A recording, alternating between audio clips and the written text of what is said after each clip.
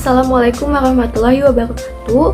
Perkenalkan, nama saya Fitriani Desi Rahmawati, NPM 214102005 dari jurusan Gizi kelas A, Fakultas Ilmu Kesehatan Universitas Siliwangi. Pada kesempatan kali ini, saya akan menyampaikan presentasi mengenai isu penyakit dan diet pangan mengenai penyakit anemia defisiensi zat besi. Pada kesempatan kali ini, saya akan mempresentasikan materi mengenai isu penyakit tentang penyakit anemia defisiensi zat besi. Sebelum kita bahas lanjut mengenai anemia defisiensi zat besi, alangkah baiknya kita paham dulu apa itu pengertian dari anemia itu sendiri. Jadi, menurut Arisman tahun 2014, anemia adalah keadaan menurunnya kadar hemoglobin hematokrit dan jumlah sel darah merah di bawah nilai normal yang dipatok untuk perorangan. Nah, untuk kadar normal anemia tersendiri adalah 13 gram per dl pada laki-laki dewasa, 12 gram per dl untuk wanita dewasa, dan perempuan hamil 11 gram per dl. Nah, apabila seseorang itu memiliki kadar hemoglobinnya itu lebih rendah dari batas kadar hemoglobin yang normal yang tadi saya sebutkan, maka bisa dikatakan ya orang tersebut beresiko anemia. Nah, defisiensi Fe atau defisiensi zat besi merupakan salah satu penyebab anemia, tetapi bukanlah satu-satunya penyebab anemia. Menurut Ani tahun 2016. Kenapa? Karena anemia itu tidak hanya disebabkan oleh kekurangan zat besi, tapi ada faktor lain juga. Nah, di Indonesia sendiri, faktor terbesarnya anemia itu adalah kekurangan zat besi. Materi selanjutnya mengenai klasifikasi anemia. Nah, di sini ada 4 jenis anemia. Yang pertama ada anemia defisiensi besi. Nah, anemia defisiensi besi ini adalah salah satu topik yang saya akan bahas lebih dalam nantinya pada presentasi kali ini. Nah, jadi saya akan menjelaskan sedikit mengenai anemia defisiensi besi. Jadi anemia ini adalah anemia yang disebabkan oleh kurangnya mineral Fe atau zat besi ya. Nah, kekurangan ini dapat disebabkan karena kurang masuknya unsur besi dengan makanan, karena gangguan absorpsi atau terpantaunya banyaknya besi keluar dari tubuh, misalnya pada pendarahan. Nah, lanjut ya. Selanjutnya mengenai anemia megaloblastik. Nah, anemia megaloblastik ini adalah anemia yang disebabkan oleh defisiensi asam folat. Jarang sekali karena defisiensi vitamin B12. Anemia ini sering ditemukan pada wanita yang jarang mengonsumsi sayuran hijau atau makanan dengan protein hewani yang tinggi. Lalu selanjutnya ada anemia hemolitik. Nah, anemia ini disebabkan karena penghancuran sel darah merah yang berlangsung lebih cepat dari pembuatannya. Selanjutnya ada anemia hipoplastik dan aplastik. Nah, kedua anemia ini disebabkan karena sumsum tulang belakangnya itu kurang mampu membuat sel-sel darah yang baru. Pada sepertiga kasus anemia dipicu oleh obat atau zat kimia lain, infeksi, radiasi, leukemia, dan gangguan imunologis. Nah, selanjutnya saya akan menjelaskan mengenai pengertian anemia defisiensi zat besi yang menjadi topik utama yang saya akan bahas pada presentasi kali ini. Jadi, anemia defisiensi zat besi ini adalah anemia yang timbul karena kekurangan zat besi, sehingga pembentukan sel-sel darah merah dan fungsi lain dalam tubuh terganggu, menurut Andriani dan Wiratmadi tahun 2012. Jadi, anemia defisiensi besi ini terjadi karena tubuh itu kekurangan zat besi, sehingga jumlah sel darah merah yang sehat berkurang dan tidak dapat berfungsi dengan baik. Sel darah merah atau hemoglobin dibentuk oleh zat besi. Hemoglobin di dalam sel darah merah itu dibutuhkan tubuh untuk mengikat dan membawa oksigen dari paru-paru ke seluruh organ tubuh. Nah, semakin berat kekurangan zat besinya yang terjadi, maka akan semakin berat pula anemia yang diderita. Nah, kita tadi sempat bahas-bahas nih hemoglobin. Lantas hemoglobin itu apa sih? Nah, di sini saya akan menjelaskan dulu ya hemoglobin itu apa. Jadi, hemoglobin itu adalah protein yang kaya akan zat besi, mempunyai gaya gabung terhadap oksigen atau dapat mengikat oksigen. Dan dengan oksigen itu membentuk oksihemoglobin di dalam sel darah merah. Dengan fungsi ini, maka oksigen dibawa dari paru-paru ke jaringan tubuh, menurut Evelyn tahun 2009. Nah, jadi zat besi yang diperlukan tubuh itu nantinya akan membentuk hemoglobin. Setelah hemoglobinnya itu terbentuk, maka hemoglobin tersebut akan mengikat oksigen dalam sel darah. Nah, hemoglobin sendirilah merupakan zat-zat yang membentuk sel darah merah dalam tubuh kita supaya bisa mengedarkan oksigen dalam tubuh. Nah, misalnya apabila hemoglobinnya itu lebih rendah dari yang normal, maka itu akan membuat oksigen dalam tubuh kita itu tidak maksimal, sehingga menimbulkan gejala yang umum kita rasakan yang biasanya nih kita kenal dengan sebutan 5L. Nah, 5L itu apa sih? Nah, 5L itu adalah singkatan dari lemah, letih, lesu, lelah, dan lalai. Nah, selain L5L juga mungkin akan merasa pusing, berkunang-kunang, gampang mengantuk, dan sulit konsentrasi.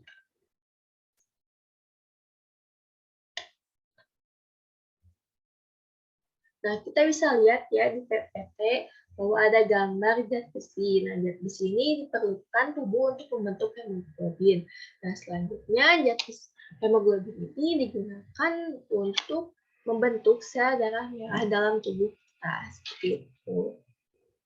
Nah, selanjutnya saya akan menjelaskan mengenai klasifikasi kadar hemoglobin.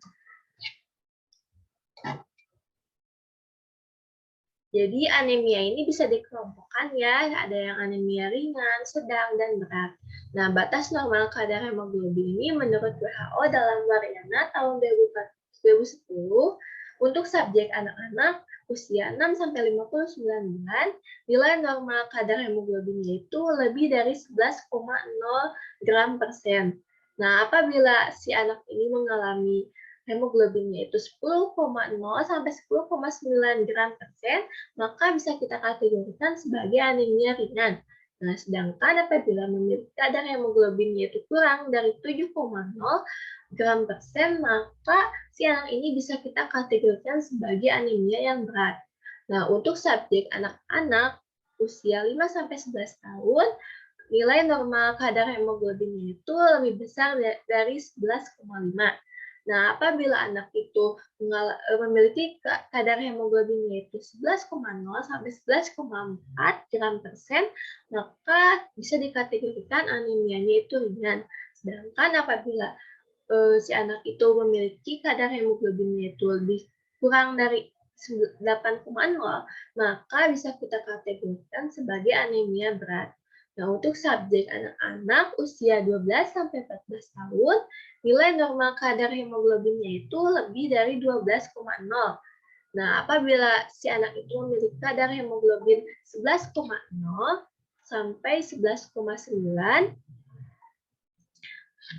maka bisa kita kategorikan sebagai anemia yang ringan.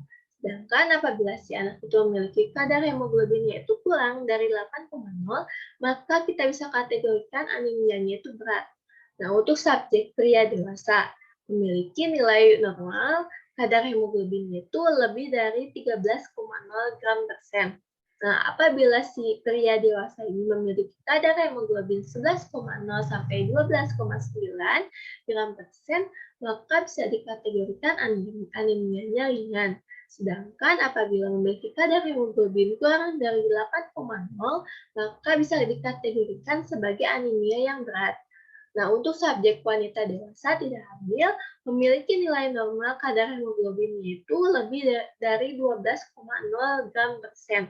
Nah, apabila si wanita itu memiliki kadar hemoglobin 11,0 sampai 11,9, maka bisa dikategorikan anemianya itu ringan. Sedangkan apabila memiliki kadar hemoglobin itu kurang dari 8,0, maka bisa kita kategorikan anemianya itu berat. Nah, untuk subjek wanita dewasa hamil, itu memiliki nilai normal kadar hemoglobinnya itu lebih dari 11,0 gram per sen. Nah, apabila ibu hamil ini memiliki kadar hemoglobin 10,0 sampai 10,9, maka bisa dikategorikan ya anemianya itu ringan. Sedangkan apabila memiliki kadar hemoglobinnya itu kurang dari 7,0, maka bisa dikategorikan anemia ibu hamil itu adalah berat. Seperti itu. Jadi itu adalah klasifikasi kadar hemoglobin dalam tubuh kita.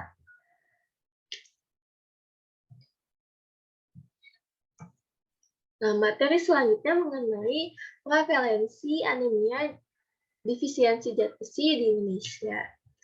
Jadi, berdasarkan riset kesehatan dasar tahun 2007, 2013, dan 2018, terlihat adanya tren peningkatan prevalensi anemia pada remaja.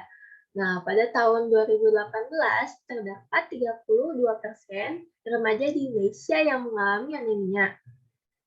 Hal ini berarti bahwa terdapat kurang lebih 7,5 juta remaja Indonesia itu yang beresiko untuk mengalami hambatan dalam tumbuh kembang, kemampuan kognitif, dan rentan terhadap penyakit yang diakibatkan oleh anemia defisiensi zat besi tersebut. Nah, setelah saya menjelaskan mengenai prevalensi, nah, selanjutnya saya akan membahas mengenai apa saja sih faktor risiko anemia defisiensi zat besi tersebut. Nah, untuk faktor risiko defisiensi zat besi ini ada 4. Yang pertama, jenis kelamin. Nah, wanita ini biasanya nih lebih rentan terkena anemia defisiensi besi, terutama pada masa kehamilan. Lalu ada pola makan. Nah, pola makan ini menyebabkan kurangnya mengonsumsi makanan yang mengandung zat besi, sehingga sangat berpotensi terkena anemia defisiensi besi. Lalu selanjutnya ada donor darah. Nah, apabila donor darahnya itu dilakukan terlalu sering, juga dapat menyebabkan anemia defisiensi besi. Lalu ada bayi dan anak-anak. Nah, kelompok usia ini juga sangat rentan ya mengalami anemia defisiensi besi, terutama pada bayi yang lahir dengan berat badan atau berat badannya itu rendah atau lahirnya prematur. Nah, tidak hanya itu, bayi dan anak-anak sangat membutuhkan ekstra zat besi selama masa percepatan pertumbuhan. Selanjutnya, saya akan menjelaskan mengenai gejala-gejala anemia defisiensi besi.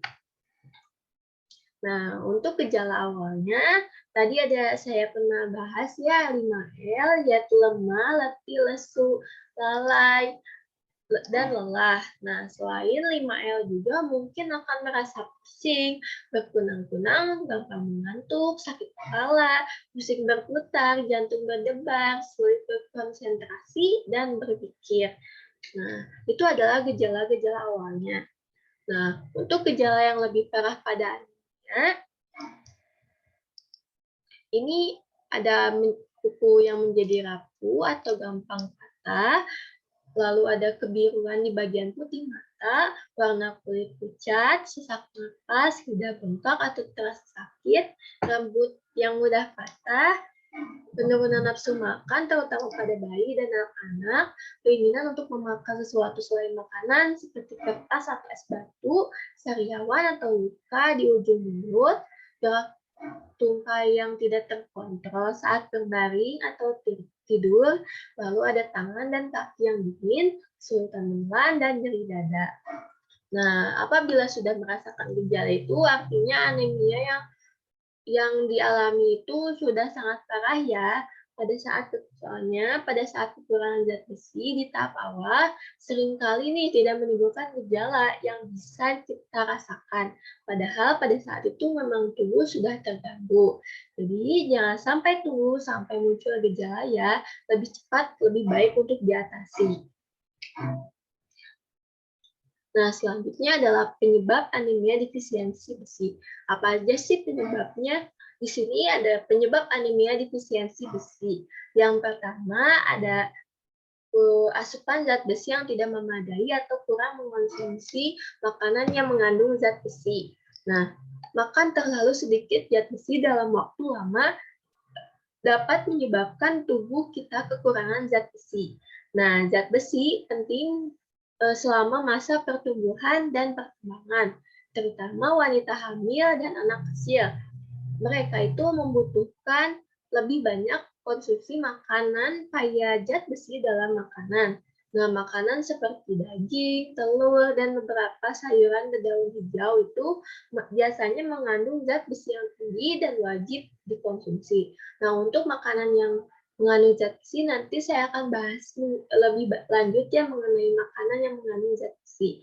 Nah, penyebab selanjutnya ada kebiasaan minum teh dan kopi dapat menghambat penyerapan zat besi dalam tubuh sehingga akan menyebabkan kekurangan zat besi karena proses penyerapannya yang terhambat. Lalu selanjutnya ada sel sabit. Nah, anemia sel sabit ini disebabkan oleh faktor genetik. Nah, sel sabit ini disebabkan oleh sel darah merah yang tidak sempurna, sehingga tidak dapat berfungsi dengan baik untuk membawa oksigen ke seluruh tubuh.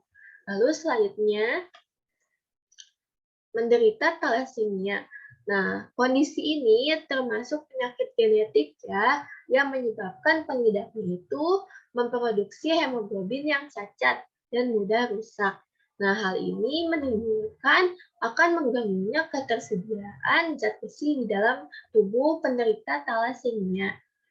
Nah, untuk selanjutnya ada obat-obatan yang menghambat penyerapan zat besi. Nah, seperti obat sakit mah, ini dapat mengganggu proses penyerapan zat besi atau yang dikenal sebagai antasida dan proton pump inhibitor. Nah, antasida ini yang dikonsumsi sebelum makan akan mengurangi produksi asam lambung. Tapi hal ini justru berdampak pada turunnya penyerapan zat besi.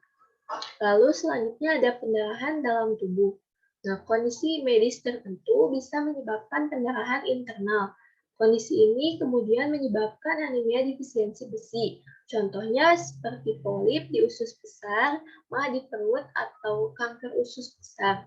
Nah, pemakaian pereda nyeri secara teratur seperti aspirin juga bisa menyebabkan pendarahan internal di perut.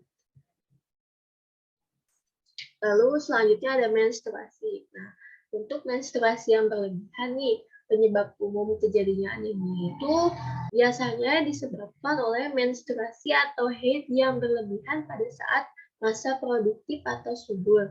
Nah, pada saat menstruasi ini, tubuh akan kehilangan zat besi setiap bulannya, sehingga beresiko kekurangan zat besi.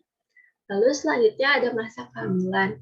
Nah, selama masa kehamilan ini, ibu hamil biasanya membutuhkan lebih banyak zat besi untuk pertumbuhan janin dan kebutuhan ibu sendiri.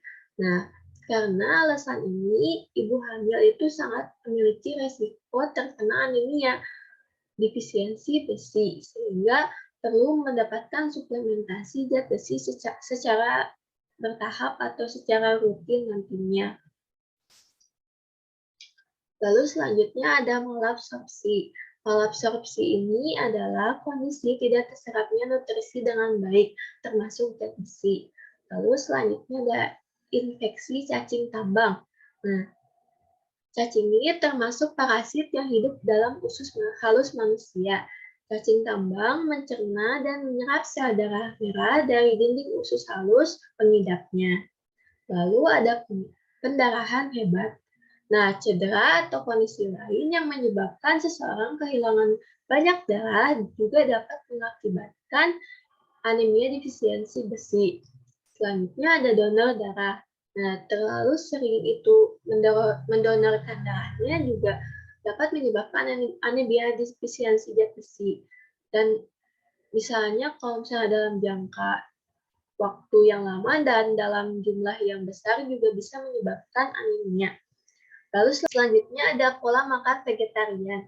Nah, seseorang dengan pola makan vegetarian yang tidak mengonsumsi daging lebih memiliki risiko mengalami anemia defisiensi besi. Nah, di sini ada penyebab anemia defisiensi besi menurut umur. Nah, penyebabnya itu pada bayi di bawah umur 1 tahun ada persediaan besi yang kurang karena berat badan lahirnya rendah atau lahir kembar.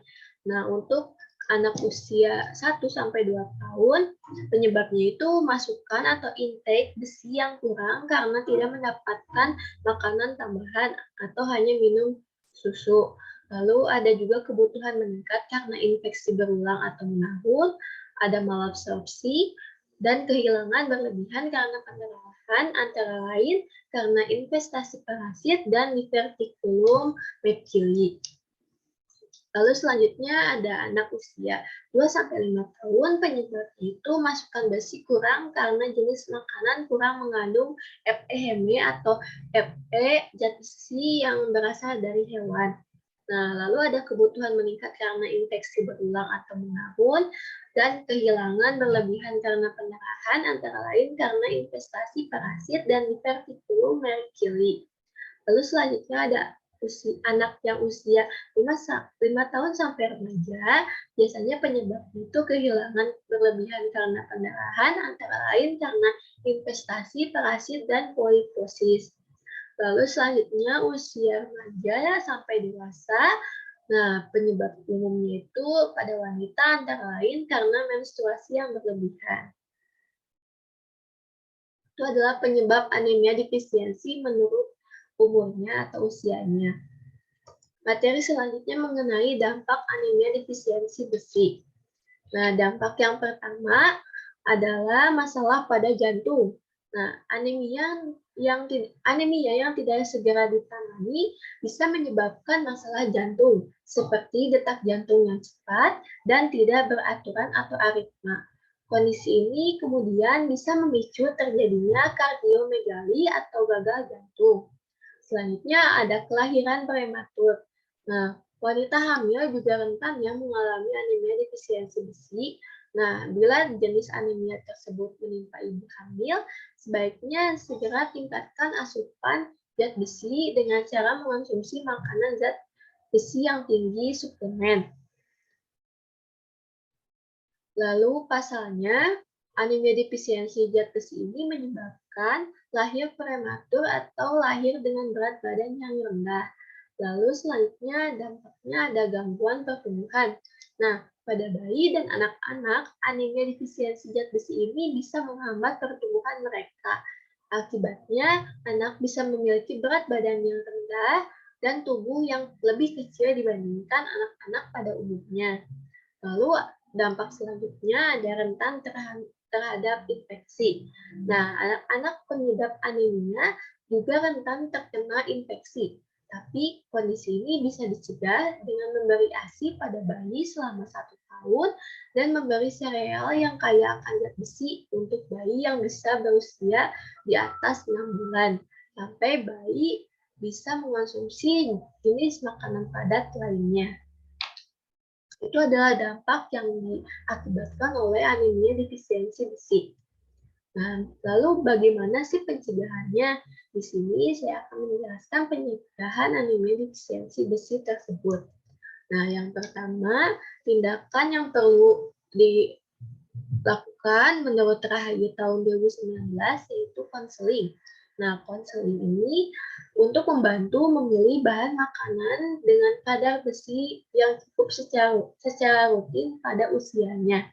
Lalu selanjutnya ada meningkatkan konsumsi besi dari sumber hewani seperti daging, ikan, dan makanan laut. Nah, selain kandungan zat besi yang lebih tinggi, pangan hewani juga dapat diserap oleh tubuh lebih baik dan lebih cepat dibandingkan pangan nabati atau tumbuhan. Hal ini diperlukan untuk memenuhi kebutuhan zat besi dalam tubuh supaya dapat membentuk hemoglobin dalam sel darah merah, sehingga kadar zat besi itu dapat terpenuhi. Di sini ada tabel kandungan zat besi dalam berbagai makanan ya, dan ada daging, ikan mas, Kantong kol, sereal, kedelai, kacang, beras, bayam, hati sapi, pisang, dan jambu biji. Nah, untuk kandungan zat besi yang paling tinggi ada pada daging ya, dengan kandungannya itu 23,8 mg, dan paling sedikit ada pada ikan tongkol dengan kandungan 0,7 mg. Seperti itu.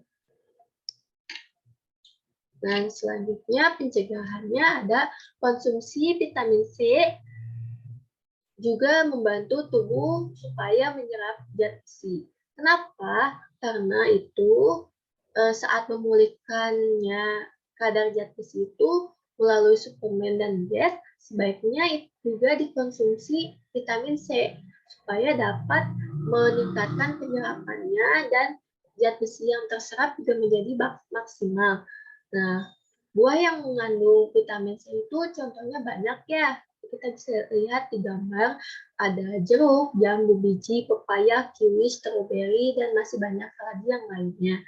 Nah, saat mengonsumsi zat besi, alangkah baiknya disertai mengonsumsi vitamin C supaya penyerapan zat besinya itu dapat maksimal. Nah, untuk pencegahan selanjutnya adalah menghindari atau mengurangi minum kopi, teh, minuman ringan yang mengandung karbonat, dan minuman susu pada saat makan. Kenapa? Karena hal-hal tersebut dapat menghambat penyerapan zat besi dalam tubuh, sehingga kebutuhan zat besi ini nantinya dalam tubuh tidak dapat tercukupi atau terhambat. Nah, untuk pengobatan anemia defisiensi besi itu sendiri itu, yang pertama ada suplementasi besi atau kita harus konsumsi suplemen zat besi. Nah, suplemen zat besi ini membantu memulihkan kadar zat besi di tubuh kita. Idealnya meminum suplemen zat besi ini saat kondisi perut kosong, sehingga tubuh itu dapat menyerap secara maksimal. Akan tetapi bukan berarti juga kita tidak bisa meminum suplemen zat besi setelah makan. Nah, kita mungkin perlu mengonsumsi suplemen zat besi selama beberapa bulan untuk memulihkan zat besi di dalam tubuh. TTD atau tablet tambah darah sebaiknya itu diminum pada malam hari sebelum tidur untuk mengurangi rasa mual. Nah, jangan minum tablet tambah darah itu bersama teh, kopi, susu, obat sakit mah. Kenapa? Karena akan menghambat ya penyerapan zat besinya. Nah, untuk dosis yang diberikan adalah setiap orang 1 tablet seminggu sekali. Lalu pengobatan selanjutnya yang tadi sedikit disinggung yaitu mengonsumsi vitamin C. Nah, kenapa hal ini dilakukan? Karena untuk membantu penyerapan zat besi sehingga zat besi dalam tubuh kita itu dapat kembali tercukupi. Nah, pengobatan selanjutnya melakukan transfusi darah. Nah, apabila pendarahannya berat dan kadar hemoglobinnya itu yang sangat rendah, atau kadar hemoglobinnya itu sudah kurang dari 8 gram per ml, maka sebaiknya melakukan transfusi sel darah merah supaya tidak kekurangan zat besi di tubuhnya. Selanjutnya, ada diet pangan penderita anemia defisiensi zat besi. Nah, menurut Penny Kartika tahun 2017, prinsip diet itu energi diberikan cukup, protein diberikan cukup, lemak diberikan cukup, karbohidrat diberikan cukup, vitamin C diberikan tinggi, Fe atau zat besi juga diberikan tinggi. Nah, untuk syarat dietnya itu energi diberikan cukup 1606,176 kilokalori sebagai sumber tenaga untuk melakukan aktivitas. Lalu ada protein diberikan cukup 52,77 gram untuk memelihara dan mengganti jaringan tubuh yang rusak serta untuk pertumbuhan anak. Lalu ada lemak diberikan cukup 35,69 gram sebagai pelarut vitamin larut lemak. Lalu ada karbohidrat diberikan cukup cukup 228,66 gram sebagai sumber tenaga untuk aktivitas. Lalu ada vitamin C diberikan tinggi 59,13 mg untuk membantu penyerapan Fe atau zat besi. Nah, Fe atau zat besi ini diberikan tinggi 20,5 mg untuk menaikkan kadar hemoglobin atau Hb. Nah, bentuk makanannya makanan biasa dan mudah dicerna.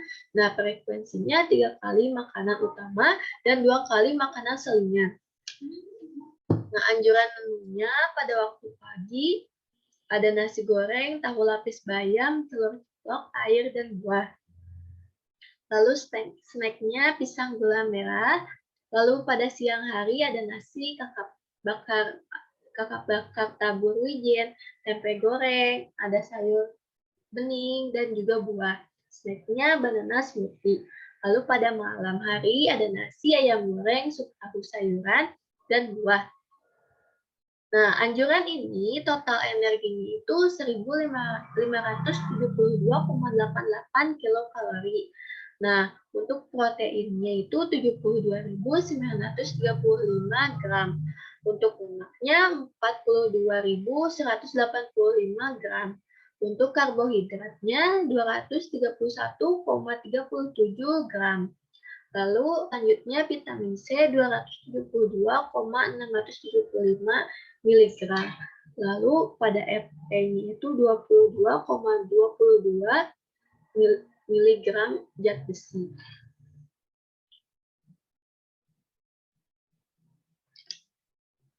Nah, selanjutnya mengenai jenis pangan yang mengandung zat besi. Nah, zat besi ini merupakan komponen utama hemoglobin yang membawa oksigen dari paru-paru ke seluruh bagian tubuh. Makanan yang mengandung zat besi dapat ditemukan dalam dua bentuk, yaitu heme dan non-heme. Nah, zat besi heme ini lebih mudah dicerna oleh tubuh dan dapat ditemukan pada produk hewani seperti daging, termasuk unggas dan ikan. Sedangkan pada zat besi non-heme didapatkan terutama dari sayuran dan tanaman seperti buncis, sayuran hijau. Selain itu juga ditambahkan berbagai jenis makanan seperti roti, sereal, dan tepung. Mengonsumsi makanan atau minuman yang mengandung vitamin C bersamaan dengan makanan yang mengandung zat besi dapat membantu memudahkan penyerapan zat besi. Saat makan malam juga dapat menambahkan segelas jus jeruk atau buah jeruk untuk melengkapi menu makanan. Nah, hindari meminum teh, soda, atau kopi bersamaan dengan makanan karena dapat mengurangi penyerapan zat besi. Nah, jenis pangan yang mengandung zat besi itu ada yang pertama ada bayam. Bayam kaya akan kalsium, vitamin A, B9, E, dan C. Lalu ada zat besi, serat, dan beta-karoten. Sekitar setengah cup bayam mengandung 3,2 mg zat besi atau 20% kebutuhan zat besi pada tubuh wanita. Nah, makan 1 mangkok sayuran setiap harinya. Menurut Monsen ER 1988. Lalu ada daging, memiliki kandungan zat besi sebanyak 2,7 mg per 100 gram daging merah. Nah, jumlah tersebut bisa mencukupi kebutuhan zat besi harian sekitar 15%. Daging merah ini setidaknya 2 hingga 3 kali dalam seminggu untuk melawan anemia, menurut Splitzer F 2020. Selanjutnya ada hati sapi. Nah, bagian hati sapi pada daging merah mengandung zat besi yang sangat tinggi. Nah, hati sapi mengandung 600% kebutuhan harian zat besi. Satu porsi 3,5 ons atau 100 gram hati sapi itu mengandung 4 mg zat besi. Menurut Jaisel, SH, dan Dacosta K 2009. Lalu selanjutnya ada selai kacang atau kacang-kacangan. Nah, 2 sendok makan selai kacang juga mengandung 0,6 mg zat besi. Lalu selanjutnya ada tomat. Nah, vitamin C yang terdapat di dalam tomat dapat membantu penyerapan zat besi. Selanjutnya ada telur.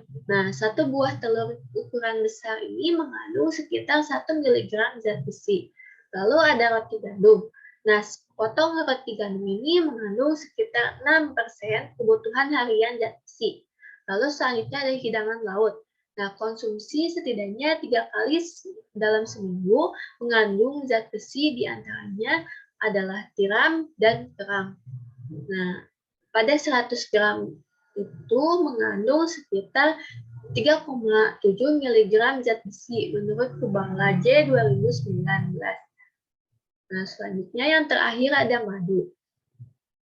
Nah, madu itu mengandung zat besi sekitar 0,4 mg zat besi dalam 100 gram. Nah, madu itu diminum 1 sendok per harinya. Itu adalah berbagai jenis pangan ya yang mengandung zat besi yang tinggi. Nah, selanjutnya materi mengenai angka kecukupan besi yang dianjurkan atau AKG ya atau AKG. Nah, untuk kelompok umur 0 sampai 5 bulan itu 0,3 mg zat besi. Lalu 6 sampai 11 bulan ada 11 mg zat besi. Lalu pada usia 1 sampai 3 tahun 7 mg zat besi. Dan usia pada 4 sampai 9 tahun adalah 10 mg zat besi. Nah, untuk laki-laki usia 10 sampai 12 tahun 8 mg zat besi. Lalu pada usia 13 sampai 18 tahun adalah 11 mg zat besi. Lalu usia lebih dari 19 tahun 11. Nah, untuk usia 19 tahun adalah 9 mg zat besi. Nah, untuk perempuan pada usia 10 sampai 12 tahun adalah 8 mg zat besi. Nah, usia 13 sampai 18 tahun adalah 15 mg zat besi. Nah, lalu ada usia 19 sampai 49 tahun 18 mg zat besi. Dan lebih dari 50 tahun adalah 8 mg zat besi. Itu adalah angka kecukupan zat besi yang dianjurkan untuk memenuhi kebutuhannya. Nah, ini adalah referensi yang saya ambil untuk materi presentasi kali ini. Sekian yang bisa saya sampaikan. Mohon maaf atas segala kesalahannya. Semoga presentasi yang saya sampaikan kali ini bisa menjadi manfaat untuk kita semua. Wassalamualaikum warahmatullahi wabarakatuh.